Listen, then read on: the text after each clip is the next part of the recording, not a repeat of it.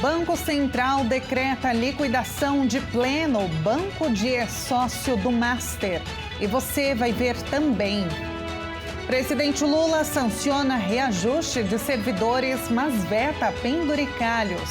E ainda, INMET coloca 18 estados brasileiros sob risco de tempestades e ventos de mais de 100 km por hora.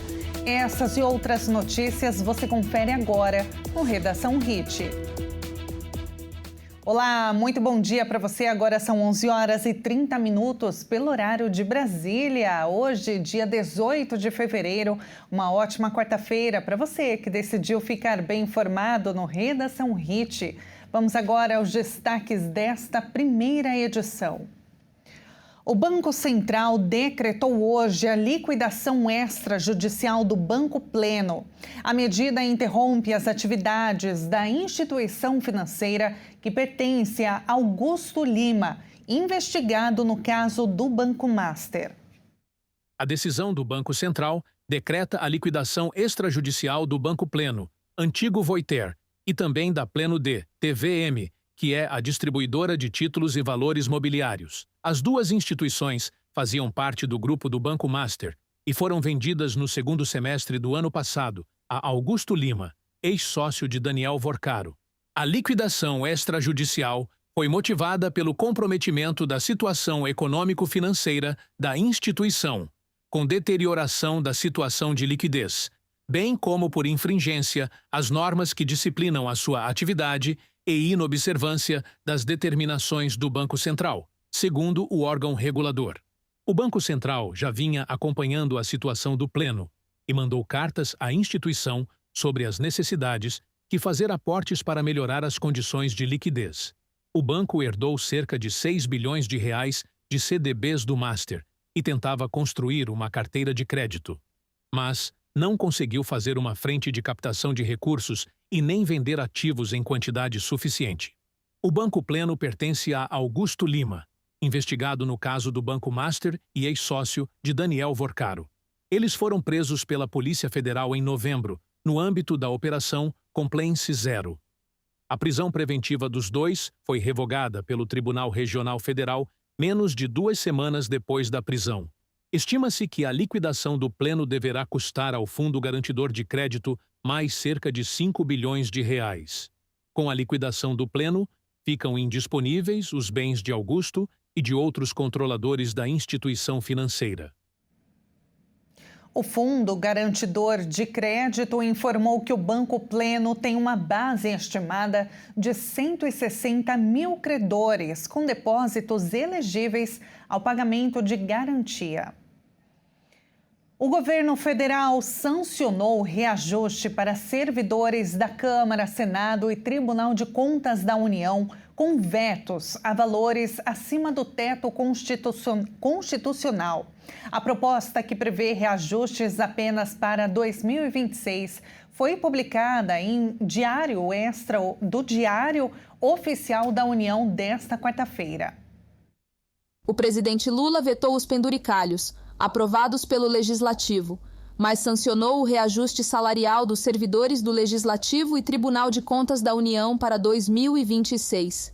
A medida veio após a constatação de que os benefícios concedidos à carreira poderiam ultrapassar o teto constitucional do funcionalismo público, que é de R$ 46.300 mensais. A ação confirma reajustes no Senado, na Câmara e no TCU de 8% a 9%, e também reconhece mais 3 carreiras típicas do Estado no Tribunal de Contas na União. Além disso, Lula promoveu a substituição das atuais gratificações de desempenho pela gratificação de desempenho e alinhamento estratégica de natureza remuneratória e sujeita ao teto constitucional. Sobre os vetos, Lula barrou dispositivos que previam escalonamento para aumentos nos próximos 3 anos, os pagamentos retroativos de despesas continuadas e a criação de licença compensatória, que poderia ultrapassar o teto constitucional. De acordo com as projeções, as propostas, conhecidas como penduricalhos, foram aprovadas em votação simbólica no dia 3 de fevereiro e podiam elevar a remuneração mensal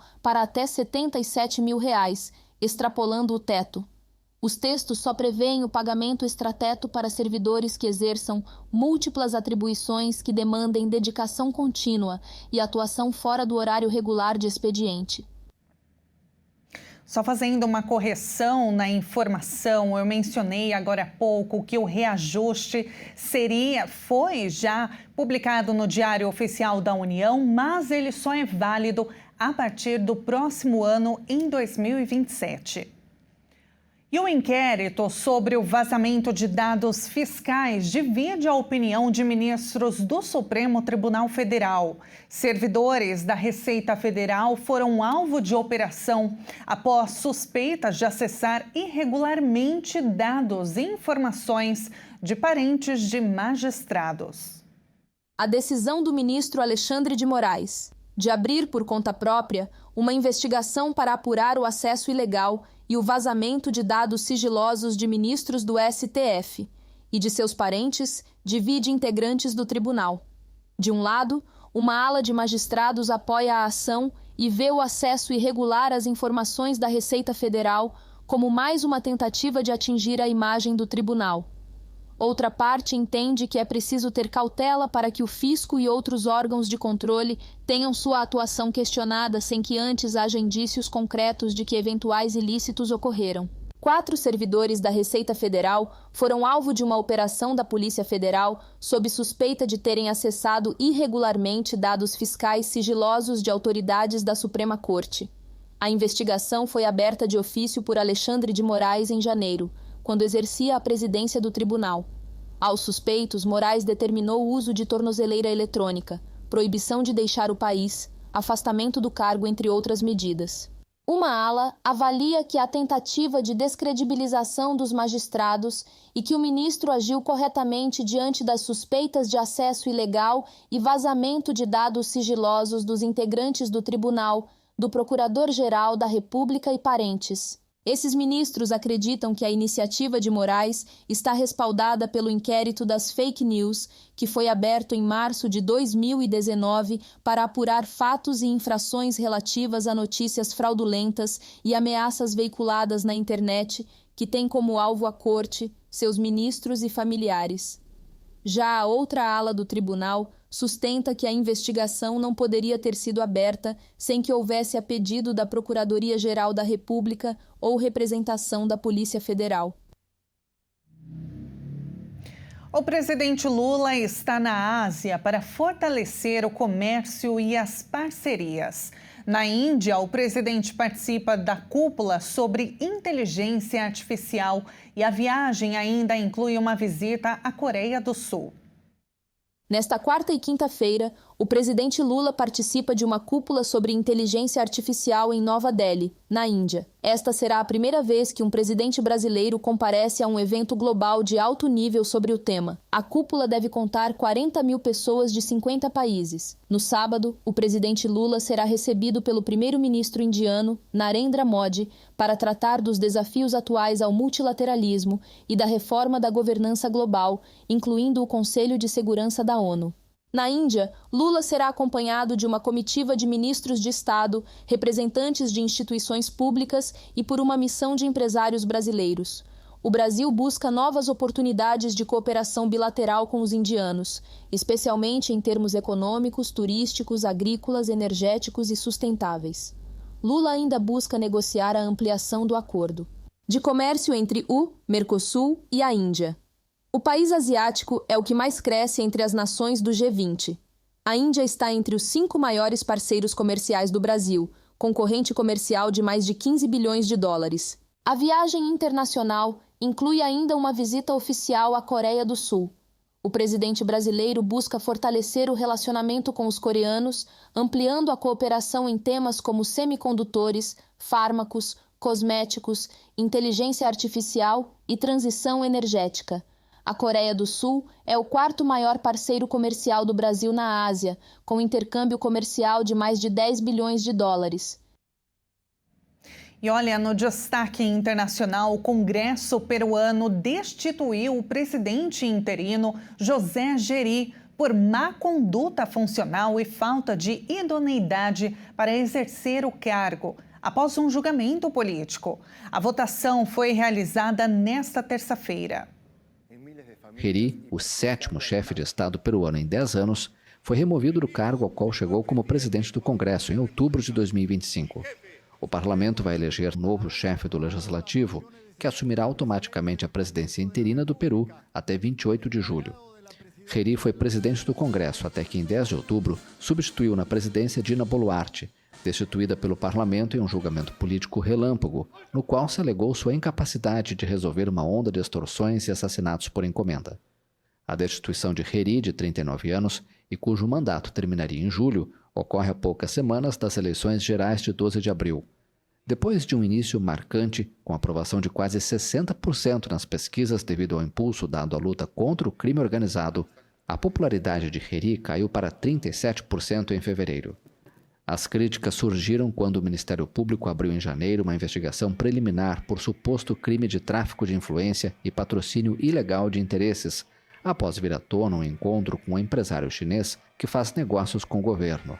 Nesse encontro, Heri compareceu encapuzado. Sua situação se complicou na semana passada com outra investigação por tráfico de influência, diante de sua suposta intervenção na contratação de 9 mulheres em seu governo.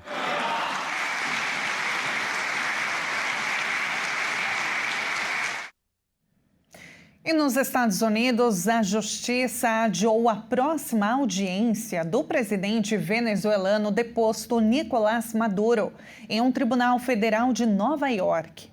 A Justiça dos Estados Unidos adiou de 17 para 26 de março a próxima audiência do presidente venezuelano deposto Nicolás Maduro em um tribunal federal de Nova York.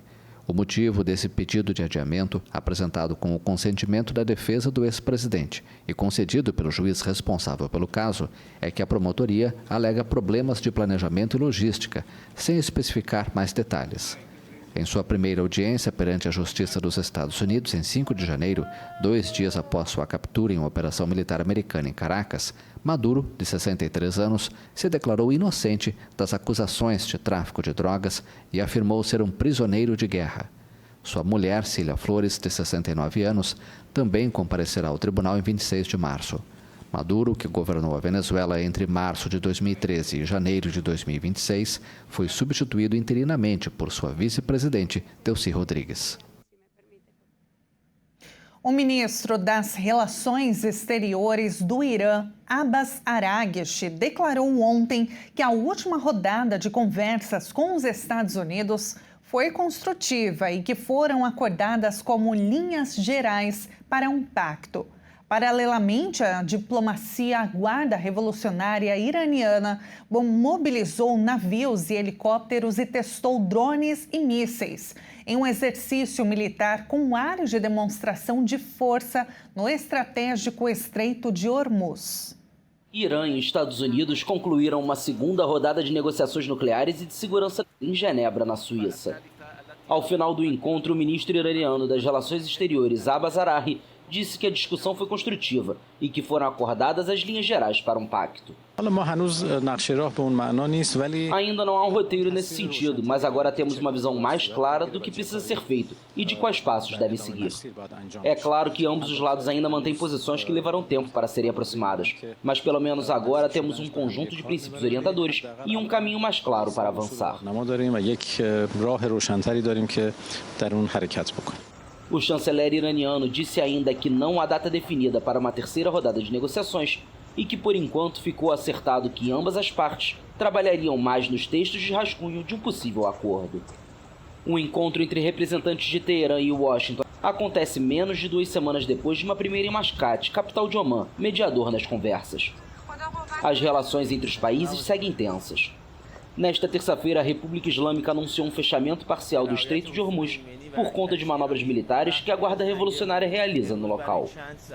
Pela passagem que liga o Golfo Pérsico ao Golfo de Omã, ao Mar Árabe e ao Oceano Índico, são transportados diariamente cerca de 20% da produção mundial de petróleo.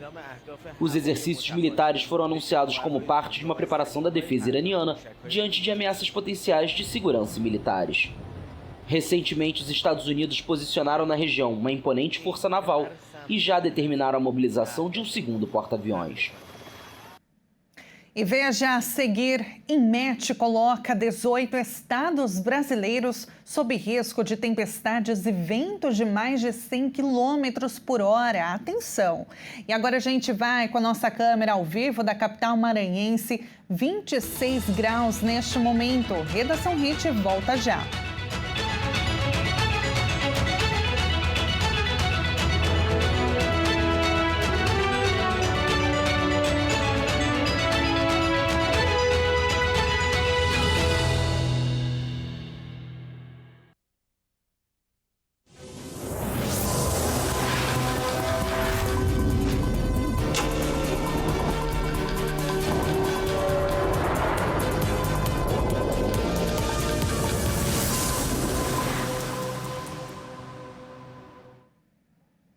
O Redação HIT está de volta agora no horário de Brasília, 11 horas e 48 minutos. Ucrânia e Rússia encerraram o primeiro dia de negociações em Genebra para pôr fim à guerra que já dura quase 4 anos. As duas rodadas de diálogos mediadas pelos Estados Unidos até agora não resultaram em nenhum avanço. Negociadores ucranianos e russos concluíram o primeiro de 2 dias de conversas mediadas pelos Estados Unidos em Genebra, disse uma fonte próxima à delegação russa a jornalistas. As negociações, que duraram 6 horas, teriam sido muito tensas, indicou a fonte. Ficou acordado que as conversas continuarão. O objetivo é tentar pôr fim a quase 4 anos de guerra. O conflito começou quando a Rússia invadiu a Ucrânia em fevereiro de 2022. E as 2 rodadas de diálogos mediadas pela Casa Branca até agora não resultaram em nenhum avanço. Os aliados europeus da Ucrânia não participam dessas conversas. As partes trabalham com base no plano americano apresentado há alguns meses, que prevê concessões territoriais por parte da Ucrânia em troca de garantias de segurança ocidentais para dissuadir a Rússia de lançar uma nova invasão em alguns anos.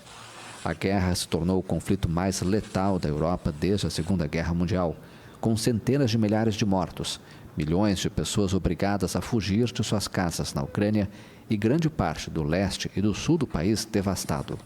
A Rússia ocupa cerca de 20% da Ucrânia, incluindo a Península da Crimeia, da qual se apoderou em 2014, e as áreas que os separatistas apoiados por Moscou haviam tomado antes da invasão de 2022. E a gente traz agora um dado que serve de alerta. Mais de 1.000 pessoas foram resgatadas por salva-vidas no Rio de Janeiro desde a última sexta-feira. No litoral norte de São Paulo, o fim de semana teve recorde de afogamentos. Era para ser um período de descanso e diversão. E o calor estava propício para quem decidiu passar uns dias no litoral. Mas para o Corpo de Bombeiros, feriado prolongado é sinônimo de atenção redobrada. Isso porque o número de banhistas aumenta nesse período. No Rio de Janeiro, desde sexta-feira, 1.000 resgates foram realizados e Corpo de Bombeiros reforçou os efetivos de agentes em todo o litoral.